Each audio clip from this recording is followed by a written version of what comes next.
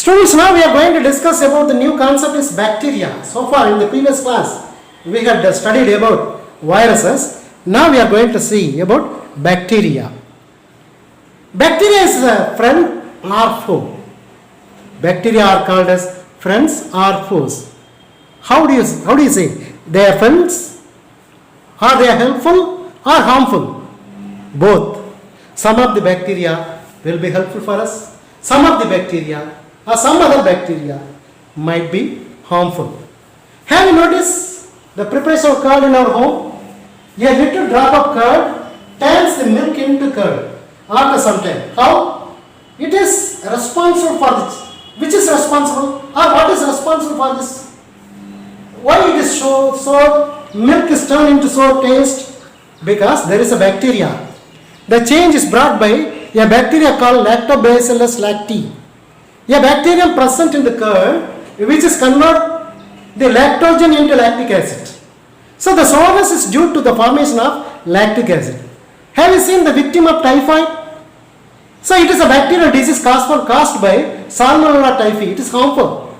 So only helpful bacteria, Lactobacillus lactis is helpful bacteria. On the other hand, Salmonella typhi bacteria which is causing a disease like typhoid. So we can consider the prokaryotic organism as a friend as well as foe. So due to their beneficial and harmful activities. So we can able to see in detail later on. Robert Koch in the year 1910, he discovered the bacteria first. Robert Henry Hermann Koch was a German physician and microbiologist. He is considered as a founder of modern bacteriology. He identified the causal organism for anthrax, cholera and tuberculosis. The experimental evidence for the concept of infection was proved by Robert Koch postulates. He was awarded Nobel Prize in the year 1905 for the medicine and physiology. So bacteria are prokaryotic. That means they have the DNA but without chloroplast. Without nucleus. That means there is no definite nuclear membrane. There is no membrane bounded organelle. They are called as prokaryotic. Unicellular, the bacteria which is made up of a single cell. Ubiquitous. Ubiquitous means they can survive, they can live anywhere else, everywhere else. Microscopic organism, we cannot see with our naked eye. We can see only with the help of microscopic or with the help of microscope. That is why they are microscopic. The study of bacteria is called as bacteriology. Bacteria were first discovered by Dutch scientist Anton van Leeuwenhoek in the year 1676, were called as animalcules. Actually, accidentally he discovered. He was not a real scientist. He is a glass maker. So while he is making a glass, and accidentally he has seen certain organism is gone through the glass. On the basis of it, he has given the name animalcules. Later it was called as bacteria. What are the general characteristic features of bacteria? If it is bacteria, what are the characteristic features they have? All the bacteria, they are prokaryotic organism. Unlike nuclear membrane, there is no nuclear membrane. And membrane bounded organelles like mitochondria, chloroplast, Golgi complex, endoplasmic reticulum, chloroplast. In such a way, these membrane bounded organelles might not be available in the cytoplasm.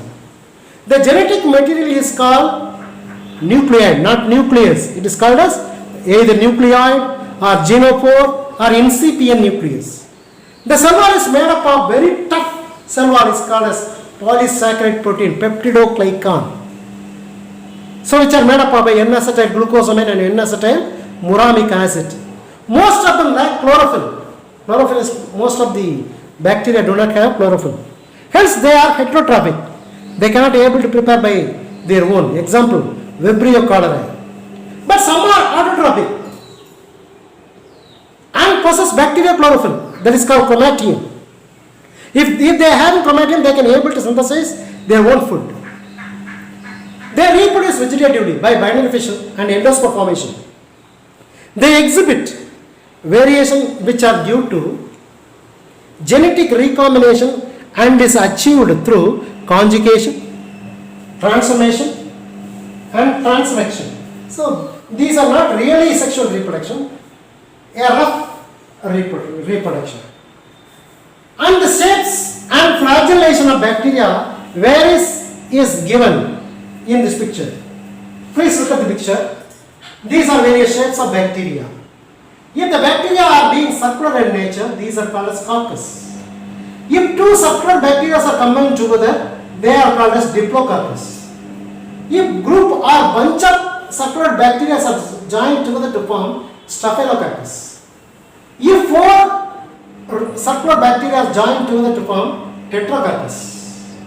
If four bunch or multiples of four, which is forming sacini. Or number of rounded bacteria are forming like a chain. These are called as streptococcus. If the bacteria are rod shaped, then they are called as bacillus. If two rod shaped bacteria are joined together, they are called as diplobacillus. If the bacteria are comma shaped, this is called vibrio. If the bacteria are looking like a spring or coil, which will be called a spirulum. So on the basis of shape, various types of bacteria are available. So on the basis of flagellation, various types of bacteria we can able to see. If there is no flagella around it, they are called as atrichous. If only one flagella is present on one side, which will be called as monotrichous. On one side, a bunch of flagella are present, they are called as ophotrichous. On both sides, if bunch of flagella are available, they are called as amphitrichous. If flagellation is available almost all the surface over the peripheral side of the bacteria, they are called as peritrichous. If there is no flagella, they are called as atrichous. So on the basis of shapes and flagellation, bacteria can be classified. Now we shall go through the ultrastructure of bacterial cell. It's very important. What is the structure of bacterial cell? The bacterial cell reveals three important layers, namely outer capsule, which are made up by glycocalyx, and the middle cell wall, and the inner cytoplasm. So all the bacterial cells, which are divided into three regions, namely outer capsule, middle cell wall, and inner cytoplasm. So these are the three regions. If you see, the bacterial cells, not all the bacterial cells, most of the cells, bacterial cells, which are surrounded by a encapsulated capsule. Just below the capsule, a tough, thick cell wall is present.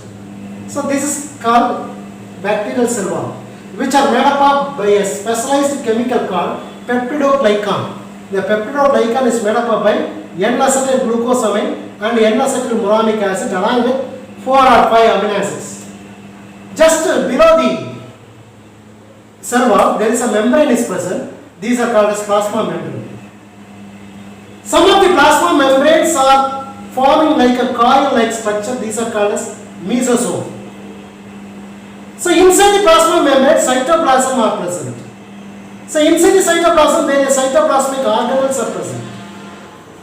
See here, in the middle, there is a genome.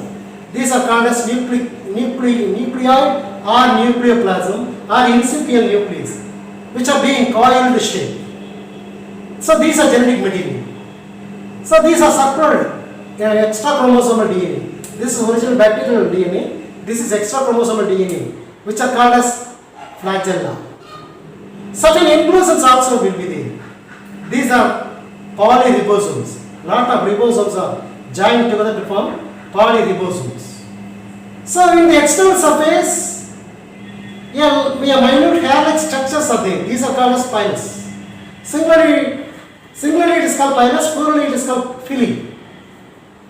Apart from this, these bacteria can be able to swim from one place to another place. They can move from one place to other place with the help of a fluid flagella. So these are called as flagella. So this is original structure of the ultrastructure of bacteria. Each and every parts we shall discuss one by one. First of all, capsule. The The capsule is made up of a glycocalyx. Some bacteria are surrounded by gelatinous substance which are composed of polysaccharides or polypeptide or both, either polysaccharides or polypeptide. Sometimes both polysaccharides and polypeptides are joined together. A thick layer of glycocalyx bound tightly to the cell wall, which is called as capsule. So outer to the cell wall, there is a membrane-like structure, gelatinous substance membrane will be formed. This is called as capsule.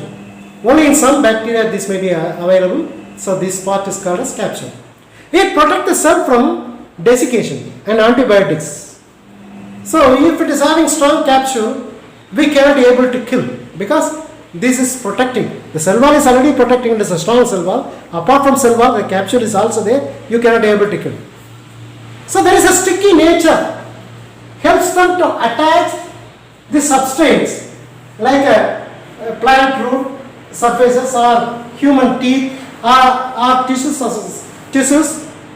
can easily stick on it because there is a gum like or gelatinous substance like substance will be formed. With the help of it they can able to stick or adhere or glue. It helps retain the nutrients in bacterial cell. The capsule helps retain the nutrient in bacterial cell. So next structure is cell wall. Just below the capsule, the cell wall is present. Cell wall is present in almost all bacteria. This cell wall is very strong, which are made up of by very specialized chemical called peptidoglycan. The bacterial cell wall is a granular and is rigid. It provides protection and gives shape to the cell. The chemical composition of the cell wall is rather complex and is made up of peptidoglycan or mucopeptide, which are made up of by N-acetyl glucosamine and N-acetylmuramic acid along with 5 or 4 amino acid peptide chain. One of the most abundant polypeptide called pore is present and it helps in the diffusion of solids. Just below the cell wall, another membrane is present. They are called as plasma membrane. The plasma membrane is a semi-permeable membrane. The plasma membrane is made up of a lipoprotein. It controls the entry and exit of smaller molecules and ions. The enzymes involved in the oxidation of metabolites like respiratory chain as well as the photosystem used in the photosynthesis are present in the plasma membrane.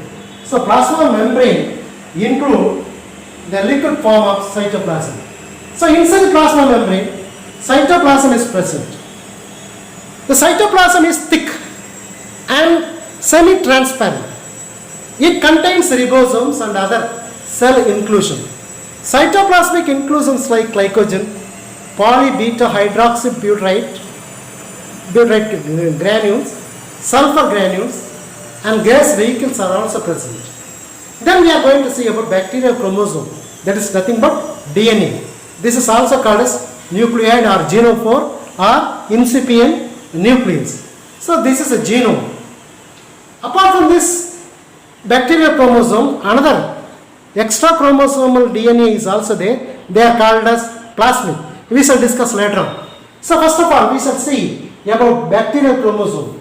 The bacterial chromosome is a single circular DNA molecule tightly coiled and it is not enclosed in a membrane as in eukaryotes. If you see in eukaryotes, everything will be covered by a membrane, but it is a prokaryotic cell, that is why there is no membrane at all. This genetic material is called as nucleoid. If there is no membrane or nuclear membrane, which will not be called as nucleus, it is called as nucleoid or genopore or incipient nucleus. It is amazing to note that the DNA of E. coli, which measures about 1 millimeter long, when the other organism, the DNA is not bound to histone proteins. The single chromosome or the DNA molecule is circular and at one point it is attached to the plasma membrane, and it is believed that this attachment may help in the separation of two chromosomes after the DNA replication. So this is a specialized nature in bacterial chromosome. So as I said just now, there is extra chromosomal DNA. Apart from the genetical DNA at the center or nucleoid, one more chromosome is also there. That is called plasmid. So these are called as extra chromosomal DNA. These are very much useful in biotechnology or cell division. Tissue culture. Plasmids are extra chromosomal double-stranded circular DNA. They are self-replicating, self-autonomous elements. The size of the plasmid varies from 1 kilobase pair to 500 kilos per. Usually, plasmid contributes to about 0.5 to 5% of the total DNA of bacteria. They contain genes for fertility, gene for antibiotic resistance, and gene for heavy metals as well. It also helps in the production of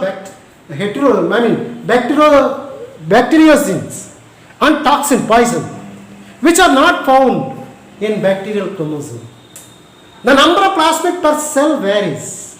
Plasmids are classified into different types based on the function. Some of the plasmids are called as F factor, that means fertility factor. Some of the plasmids are called as R factor, that means resistant plasmid. Some of the plasmids are called as cold plasmid because coal is in. Some of the plasmids are called as RA plasmid, root inducing plasmid.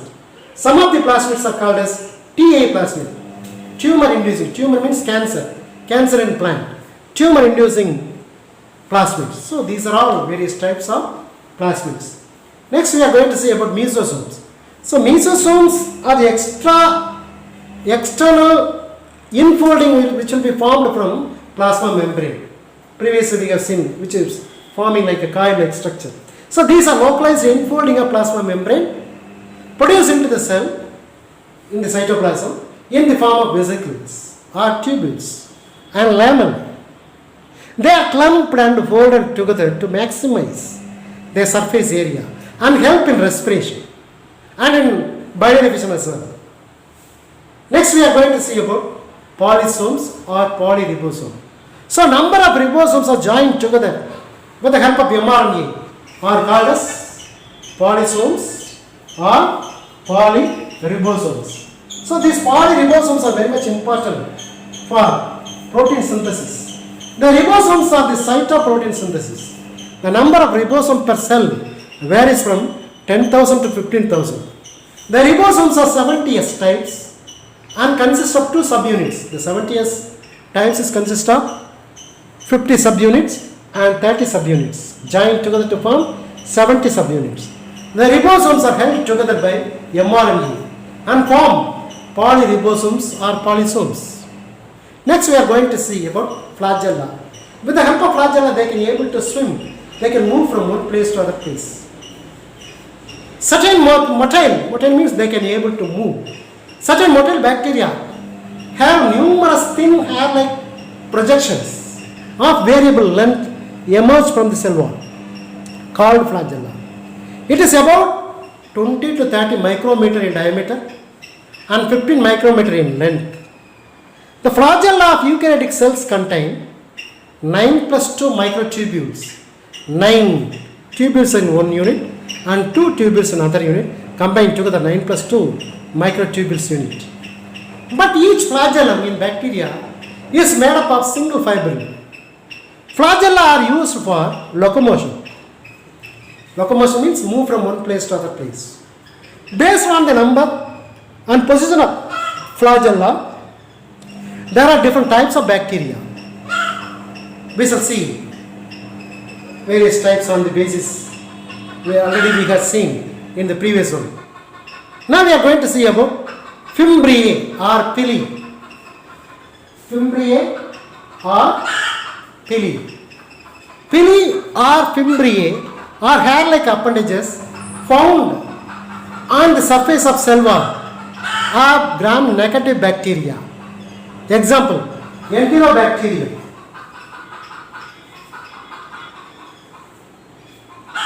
The pili are 0.2 to 20 micrometer long with a diameter of about 0.025 micrometer. 0.025 micrometer. In addition to normal pili, there are special type of pili which help in conjugation called sex pili are also found. Now we are going to see another important concept of bacteria, Gram staining. This is very important question. What is Gram staining? Gram staining is nothing but a great scientist, Christian Gram, in the year 1884, a Danish scientist, he discovered to classify the bacteria into gram positive bacteria, gram negative bacteria on the basis of strain. The grams positive bacteria are when we are getting crystal violet. If you are applying crystal violet color and it is looking like dark violet color, gram negative bacteria, they won't accept this crystal violet, and moreover they countersign with safranin, then they appear with red color. So on the basis of it, we can classify bacteria into two types, namely gram positive bacteria, gram negative bacteria. How we can staining the procedure? What are the procedure to be followed for gram staining? That we can see within few seconds. I shall introduce about gram staining. The gram staining method to differentiate the bacteria was developed by Danish physician Christian Gram in the year 1884. It is a differential staining procedure and it is classifies bacteria into two classes, namely gram positive and gram negative. The steps involved in gram staining procedure I shall give you.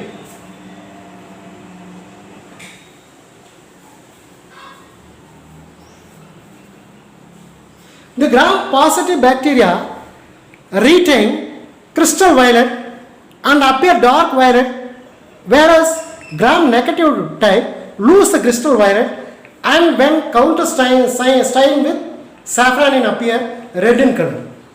Under the microscope we can able to see. Most of the gram positive cell wall containing considerable amount of teichoic acid and teichojuranic acid. Due to this, they can able to retain the crystal violet. In addition, they may contain polysaccharide molecule as well. So gram negative cell wall contain three important components that lies outside the peptidoglycan layer. They are lipoprotein, outer membrane and liposaccharide. Due to this, they are not accepting this crystal violet and accepting safranin red. So thus different result in gram staining are due to differences in the structure and composition of cell wall. So based on the structure and composition of cell wall, this gram positive and gram negative bacteria can be classified. So what are the steps involved in gram staining method? It is a very important question. They used to ask in 5 mark question. Prepare a smear on bacterial culture. So we can culture a bacteria in a glass slide. Then from this we can take a small brush, a small pinch we can take on the slide. Stain with crystal violet for 30 seconds. So on the glass plate we can add some crystal violet for 30 seconds. Then rinse in distilled water for 2 seconds. Then pour some distilled water to wash for 2 seconds. Afterwards you can add gram iodine for 1 minute. So gram iodine to be added. Once again rinse with distilled water. Afterwards wash with 95% of ethanol or acetone, anyone you can use, for 10 to 30 seconds. Once again rinse with distilled water, wash with distilled water. Then you can add safranin, a red color pigment, safranin for 30 to 60 seconds. Once again rinse with distilled water and plot and observe the microscope. Then we can able to see if it is gram positive bacteria, they are being dark violet. If it is gram negative bacteria, they are being red. So on the basis of it, we can able to classify gram positive bacteria and gram negative bacteria. We can differentiate what are gram positive bacteria, what are gram negative bacteria. So on the basis of cell wall, gram-positive bacteria which are having thick layer around 0.015 micrometer to 0.02 micrometer. But gram-negative bacteria, they are thin layer with 0.0075 micrometer to 0.012 micrometer. Then the rigidity of the cell wall, if you see, the gram-positive bacteria which are having rigid due to the presence of peptidoglycan on it. But if you see in gram-negative bacteria, they are elastic due to the presence of lipoprotein polysaccharide mixture. Then, what are the, if you see the gram-positive bacteria, the chemical composition, the peptidoglycan consists of 80%, polysaccharide consists of 20%, teichoic acid present. This is very important. But as far as the gram-negative bacteria, peptidoglycan 3 to 12% only. But here peptidoglycan 80%. The rest is polysaccharides and lipoprotein. Teichoic acid is completely absent. Very important. The chemical composition of gram-positive bacteria, they are having teichoic acid, but gram-negative bacteria, they do not have any teichoic acid. Then outer membranes are present in the gram-positive bacteria. Absent in gram-positive bacteria. Outer membranes are present in the gram-negative bacteria. Periplasmic space are absent in gram-positive. Periplasmic space are present in gram-negative bacteria. Susceptibility to penicillin. If you add penicillin, this gram-positive bacteria will not be killed. They are susceptible.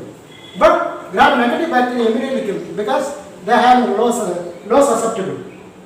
Nutritional requirements. They are required complex, relatively complex. But gram-negative bacteria relatively simple.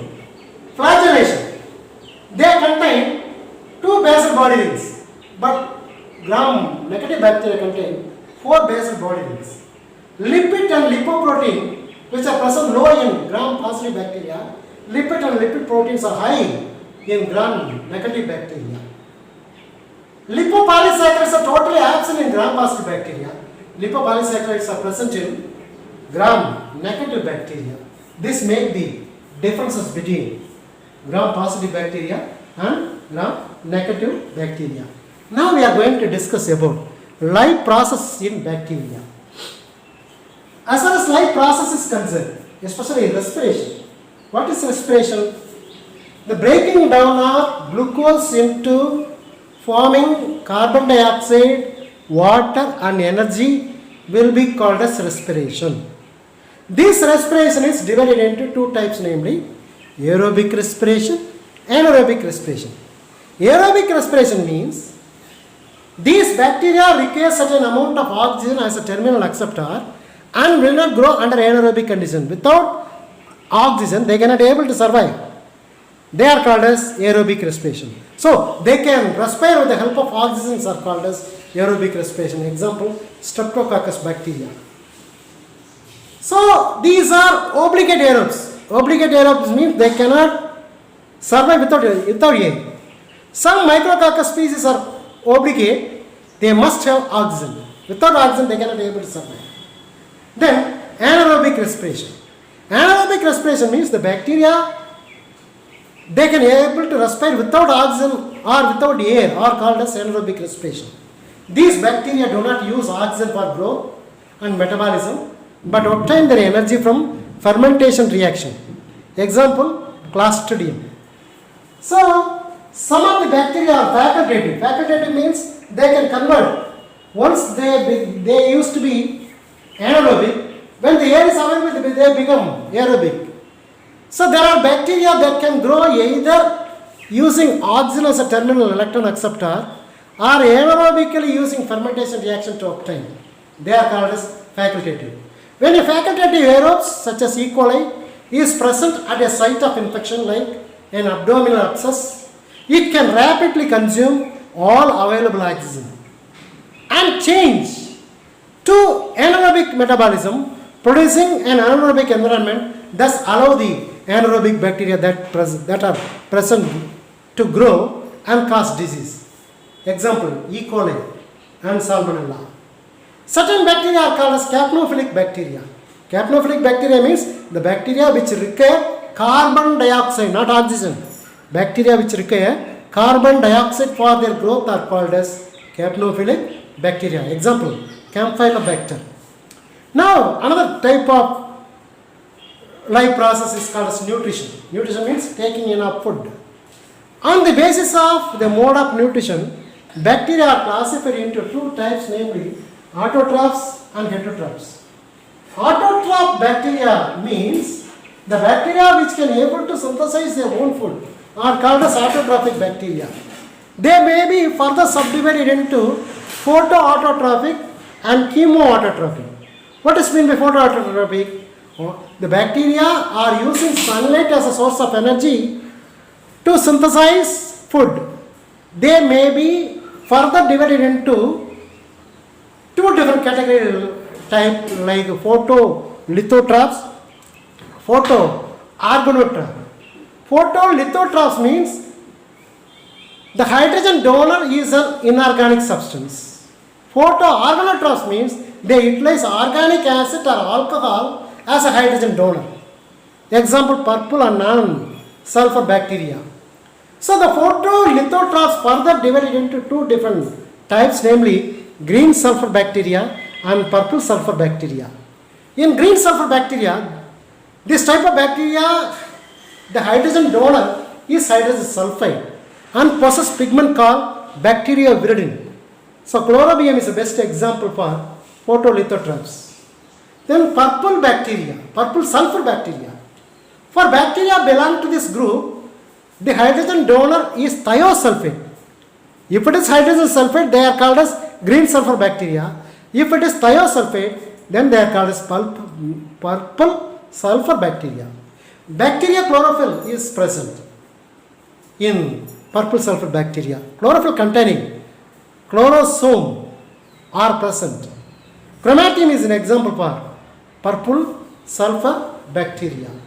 So photoorganotrophs means they utilize organic acid or alcohol as a hydrogen donor. So purple non-sulfur bacteria will be considered under this category. Next we shall discuss about chemoautotrophs. So chemoautotroph means they do not using light as a source of energy. They are using organic energy. They do not have photosynthetic pigment, hence they cannot synthesize the sunlight energy. This type of bacteria obtain energy from organic or inorganic substances. These are further divided into two types, namely chemolithotrophs and chemoorganotrophs. Chemolithotrophs means this type of bacteria oxidize organic compound to release energy. Lot of example we can able to see. Sulfur bacteria, Diabacillus. Iron bacteria, Ferrobacillus. Hydrogen bacteria, Hydrogenomonas. Nitrifying bacteria, Nitrosomonas. Then chemoorganotrophs. Chemoorganotrophs means this type of bacteria oxidize organic compound. If it is producing inorganic compound, the type of bacteria oxidize inorganic compound, they are called as chemolithotroph. If it is oxidized organic compound, they are called as chemoorganotrophs. Lot of example we can able to see for chemoorganotrophs like methane bacteria, Methanococcus, acetic acid bacteria, Acinetobacter, lactic acid bacteria, Lactobacillus will be called as example for organotrophs. Now we are going to see about heterotrophic bacteria. Heterotrophic bacteria means the bacteria which cannot able to synthesize their own food are called as heterotrophs. They are parasite, mycobacterium, saprophytes, bacillus mycoids, are symbiotic, rhizobium root nodules are of leguminous plants. Now we are going to see about reproduction in bacteria.